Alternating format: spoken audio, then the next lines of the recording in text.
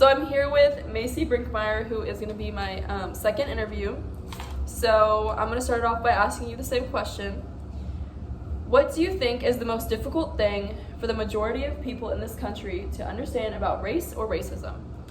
I think one thing that's really hard for people to understand is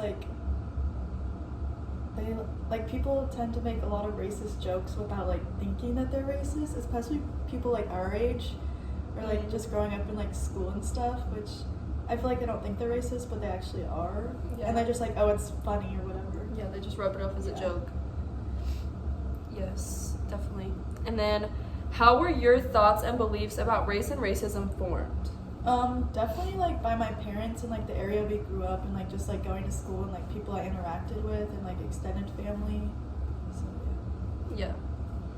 And then, what is one race-based topic that you wish more people talked about or understood? Something for me is stereotypes, because my mom is actually half Hispanic, and so when I tell people that, they're but you don't look it or whatever, or speak Spanish right now or something, which I could, but I'm not going to. But yeah. Just because I don't look Hispanic doesn't mean I'm not, Mm-hmm. which is hard for people to understand. I feel it happens to a lot of other people too.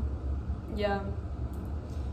So you feel you have to meet a certain stereotype to even be considered your own race. Yeah. And then